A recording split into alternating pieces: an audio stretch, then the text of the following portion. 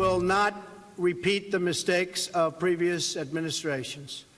Our campaign of maximum pressure will continue until North Korea denuclearizes. Mike Pompeo will go down as one of the great Secretary of States. And by the way, he just left North Korea, had a great meeting with Kim Jong Un.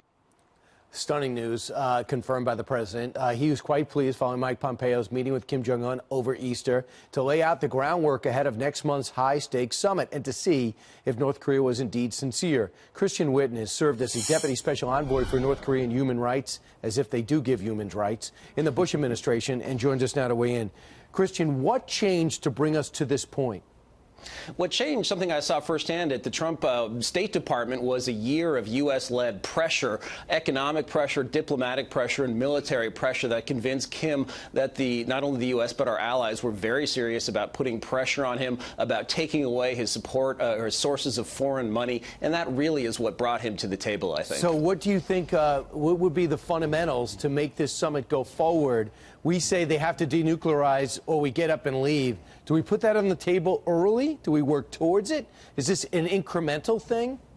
I think so, and that's what's the difference between this round of negotiations and two previous times. You know, the Clinton administration and the Bush administration both tried to buy off North Korea for its nuclear arsenal, its nuclear aspirations, both times desperate to get to a deal, diplomats in search of Nobel Prizes. And the complete difference this time around is Donald Trump, who knows how to negotiate and is willing to walk away from a bad deal. That's something every American who's bought a used car knows, but a lot of our professional diplomats don't know. So that's why it's different this time. So, you know, we know that Japan has their objective, South Korea has their worries, and China has their objective. They have no interest in seeing that regime collapse. So, do you think the president walks out in June with a framework for a deal or just the beginning of a series of talks? Very hard to tell at this point, but I think you could have a framework. But really, it depends on what North Korea is really up to. Again, if they really are sincere about coming in from the cold, and I think they are desperate for funds. We really have done a good job of cutting that off. But, you know, in the past, it's basically a cycle where they say they're going to disarm, they get a bunch of goodies from the U.S. and its allies, and then they never deliver the goods. 20 seconds. They have 3 of our guys there. We got to get them out. They don't need them. That would be an easy thing for them to do, will they?